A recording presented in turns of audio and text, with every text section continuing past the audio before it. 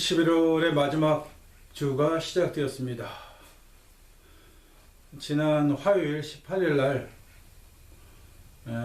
작은 아들 49제를 드렸습니다.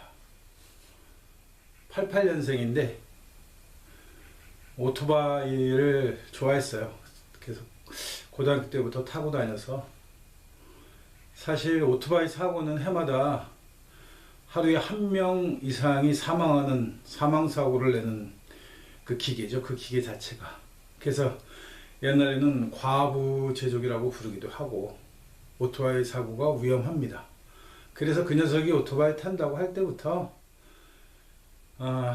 마음속의 준비는 하고 있을 수밖에 없는 거죠.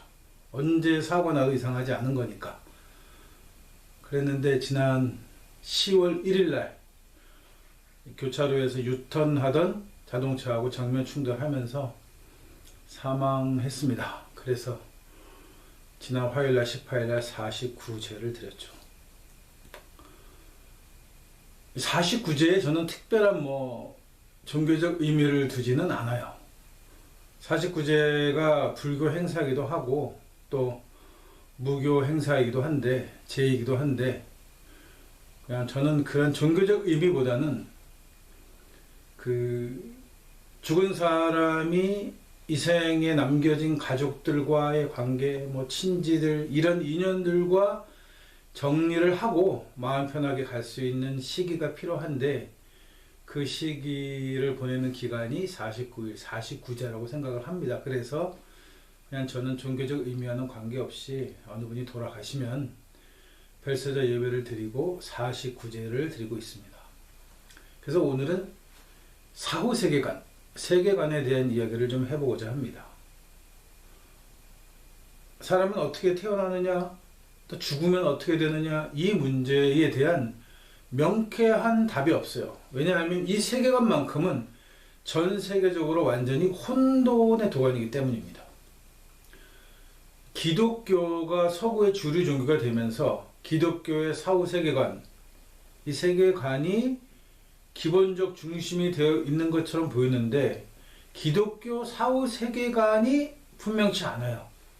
우리가 흔히 알고 있는 이야기를 듣거나 소설이나 영화를 많이 보고 있는 세계관은 명쾌하게 얘기하면 기독교적 세계관이 아니라 단테의 신곡이 쓰여진 그 배경을 사후 세계관이라고 이해하고 있다는 거죠. 근데 그 단테의 신곡에 나오는 그 세계관이 기독교적이지 않아요.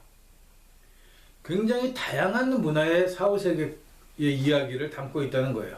그러니까 레떼의 강인가? 무슨 강을 건너가면 모든 걸 잊어버린다는 이런 이야기들은 서구의 세계관이 아니라 사실 동방 쪽에서 넘어간 세계관이란 말이죠. 동양에서 망가의 강을 건넌다는 거예요. 그래서 건너기 전에 물을 마시네, 세계수를 건너네, 이런 이야기들이 다양한 모습으로 변형되기는 했지만 기본적 원조는 기독교가 아니라는 거예요. 기독교의 기본 세계관은 또 유럽을 점령하면서 유럽이 갖고 있는 다양한 세계관들과 융합되어졌죠. 그러면 기독교 세계관 이전에 기본이 되는 세계관이 유대교의 세계관인데, 사후 세계관인데, 유대교 사후 세계관이 분명치 않아요. 보통 구약을 읽다 보면 이두저도 아닌 개짬뽕 같은 이야기들이 다양한 이야기들이 섞여 있어요. 과연 인간이 어디에서 왔느냐라고 얘기하면 야훼가 에덴 동산에서 흙으로 만들었다라고 분명하게 쓰여 있는 것 같지만, 사후 세계를 들여다보면 그것도 그렇게 분명하지 않아요. 그게 왜냐하면 느헤미야가 유대교를 만들면서 구약 이야기를 짜집게 할 때, 편집을 할 때 이미 중동 지방의 다양한 형태의 종교와 문화와 세계관이 융합되어 있었기 때문에 거기서 자기네들이 필요한 걸 가져다 쓰면서 군데 자기한테 필요해. 자기가 구성원을 만들 때 구성원들이 동의할 만한 이야기들을 다 가져다 넣기 때문에 이도저도 아닌 개짬뽕이 됐다는 거예요. 자, 그러면 원초적인 이야기부터 해보자는 거죠. 야훼. 야훼라는 신은 이제는 변명할 여지도 없이 수메르나 이런 신화에서 가져온 신들의 이야기예요. 흙으로 사람을 만들었다는 이야기도 거기에 들어있고, 그러면 그 신화에서는 흙으로 사람을 만든 이유가 무엇이냐 하면 신들 간에도 위계가 있어서 높은 신이 있고 낮은 신이 있는데 농업을 담당하고 생산을 담당하는 낮은 신들이 노동에 힘들어 하니까 그 노동을 도울 수 있을 정도의 지적 수준을 가진 존재를 만들어냈는데 그게 인간이라는 겁니다. 그러니까 기계 같은 거예요. 신의 입장에서 볼 때는. 그래서 우리가 왜 기계를 만들면 요새는 뭐 자동화 기계들이 참 잘 되어 있으니까 설명하기가 쉬운데 기계를 만들어 놓으면 기계가 스스로 돌아가서 마치 살아있는 것처럼 보이지만 기계는 수명이 닿으면 파괴하는 겁니다. 처분하는 거예요. 없어지는 거란 말이죠. 근데 이걸 야훼가 영혼을 불어넣었다라는 이야기를 영혼 이야기가 가미된 거예요. 영혼 이야기가 원래 가미되는 게 아니죠.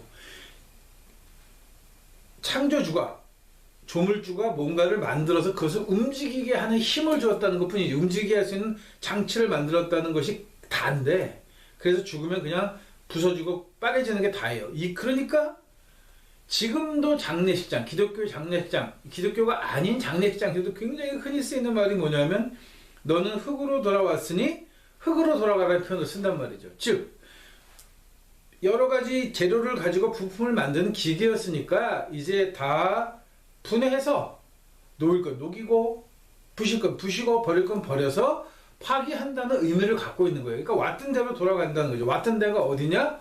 흙!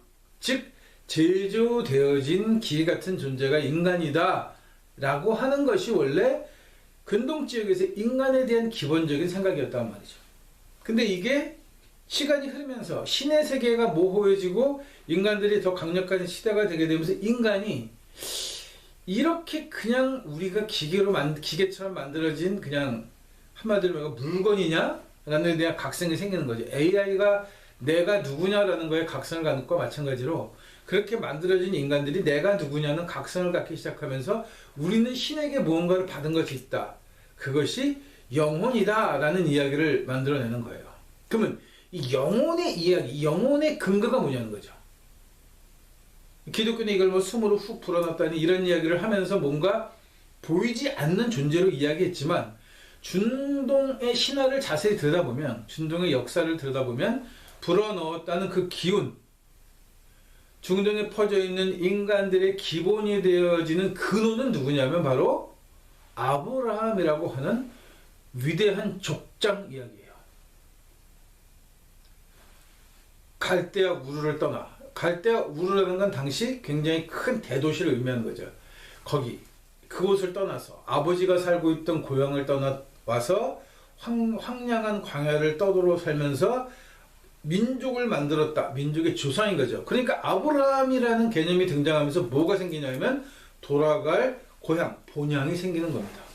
자, 이 이야기를 들으면 무슨 생각이 나는지 잘 모르는 사람들이 많은데 이 이야기를 들으면 딱 누가 머릿속에 탁 떠오르냐 하면 단군 이야기, 환웅의 이야기가 떠오른단 말이죠. 우리 민족의 세계관은 불교도 섞이고 힌두교도 섞이고 뭐 나중에 기독교까지 들어가가지고 막 온탕 개짬뽕이 돼가지고 뭐가 뭔지 모르는 것처럼 보이지만 사실 기본적인 건 뭐냐면 우리는 하늘의 손 민족 환웅이 대표가 되고 환웅과 함께 내려왔던 뭐 3천인지 몇천이 됐든 간에 그 많은 민족들이 내려와서 이 땅에 살던 사람들과 융합하여 살았다. 그래서 그렇게 융합되어진 존재가 대표적인 이름을 단군이라고 부른다. 환웅에서 태어났으니까. 나머지 수많은 하늘 사람과 땅의 사람들이 같이 어울려져 살면서 아이를 만들어냈는데 그 아이들이 민족을 잃었고 그 민족을 단군족이라고 부르는 거예요. 단족이라고 부른단 말입니다. 그러니까 중동 사람들이 위대한 족장, 우리 조상에 되는 아브라함이라고 하는 위대한 족장 이야기, 어딘가 갈대아 우르라고 하는 신들과 더불어 사는 도시예요. 그 도시는 신의 도시를 떠나와서 인간들과 어우러져 삶에 인간이 되었다라는 이야기의 뿌리, 그 중동 신화의 그 이야기의 뿌리는 어디에 있냐면 바로 이 북동아시아라고 부르는 아시아 지역과 단군이라고 하는 이야기를 보편적으로 갖고 있는 굉장히 많은 나라들이 우리만 갖고 있는 게 아니에요. 단군 이야기가.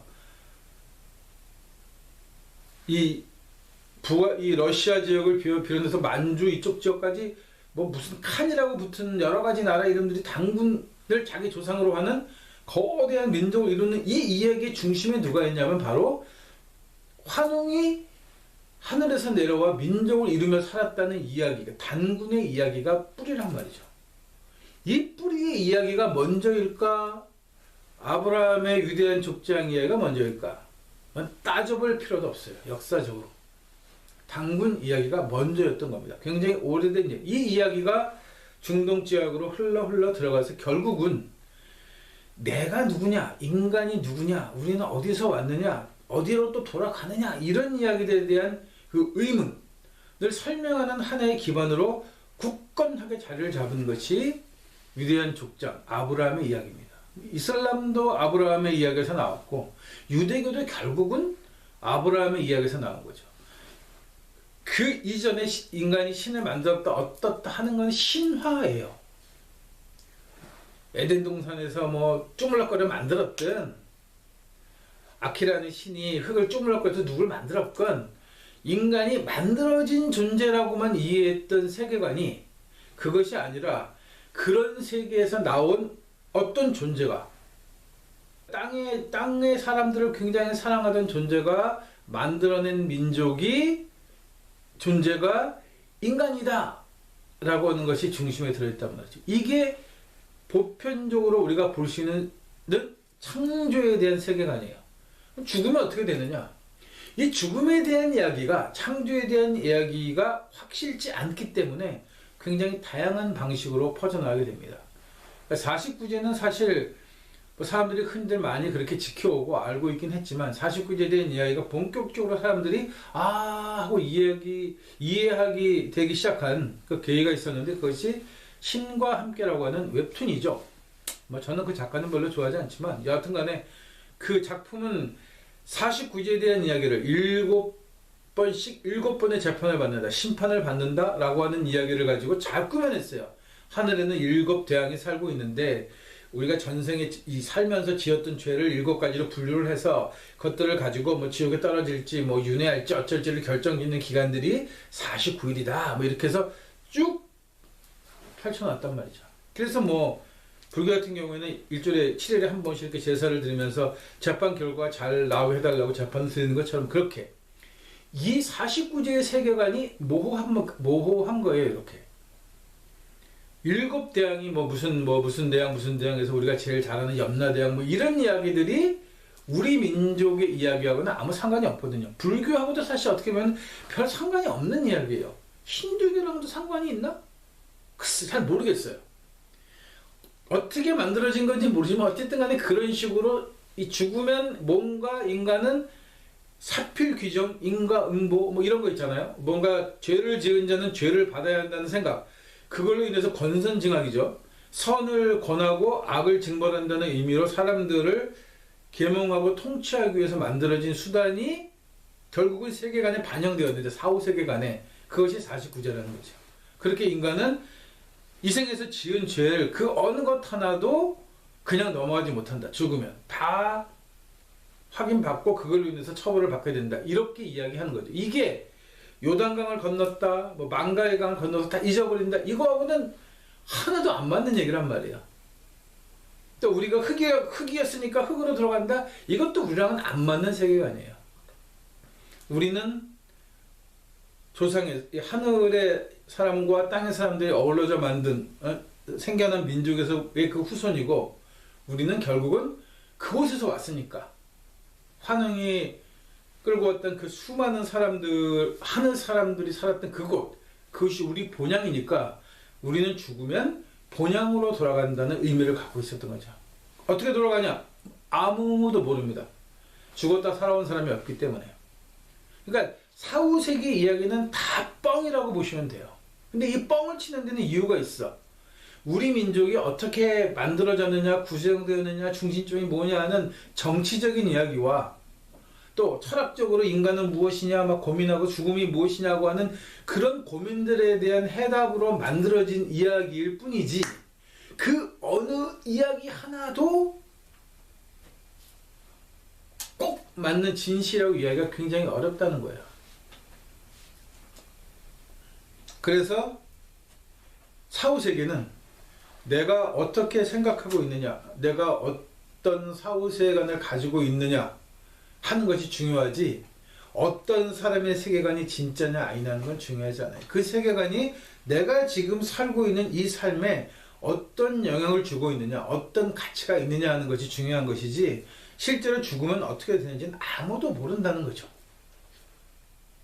근데 이제 한 가지는 뭐 각기 종교마다 다 이유가 있겠지만, 저같이 이제 태어나면서부터 신기를 가지고 태어났고 기독교 목사임에도 불구하고 삶과 죽음의 중간쯤 걸쳐 살다 보니까 저는 조상님들께로 돌아가는 것이 맞겠구나라고 생각을 하는 거예요. 왔으니까, 어딘가에서 왔으니까 돌아가는 겁니다. 우리는 흙으로 만들어지지 않았어요. 흙으로 만들어진 건 저 유대인하고 백인, 저쪽 서구 사람들은 자기네들 흙을 주물럭거리는지 모르지만, 우리 민족은 이 단군을 조상이라고 생각하는 민족들은 흙으로 주물럭거려서 만든 민족이 아니에요. 그리고 야, 이거 훅 하고 숨을 불어서 뭔가 기운을 넣어줘서 움직이는 존재도 아니에요. 우리는 기계가 아니란 말이에요. 우리는 만들어진, 신을 위해서 창조된 피조물이 아니에요. 우리는 그냥 이 땅에, 이 시간에 살아가는 존재란 말이죠. 내가 살아가는 이유가 있어야 해요. 신 때문이 아니라 내가 살아가는 이유가 단지 국가만을 위해서도 아니잖아요. 나만을 위해서도 아니고 국가만을 위해서도 아니야. 그렇다고 부모님을 위해서만도 아니고 태어날 자식들만을 위해서 내가 살아가는 건 아니에요. 그런데 이 모든 것이 다 연관관계는 있어. 그 연관관계를 어떻게 잘 현명하고 합리적이고, 또는 내 열심을 다해도 좋을 만큼 옳은 방향으로 가지고 살아가느냐 하는 것이 더불어 살아가는 기본이란 말이죠. 그래서 우리가 주변에 있는 그 모든 것들을 이웃이라고 불렀던 거예요. 그 이웃과 어떤 관계를 가지고 살아가느냐, 이것이 결국은 이 시대를 살아가고 항상 죽음 앞에 서 있고 언제라도 하늘이 부르면 조상님들 품으로 돌아갈 수밖에 없는 인간들에게는 오늘을 어떻게 살아가며 어떻게 더불어 살아갈 것인가, 이거를 판단하고 이 믿음과 소신대로 살아가는 것, 이것이 가장 중요한 사후세계라고 생각합니다.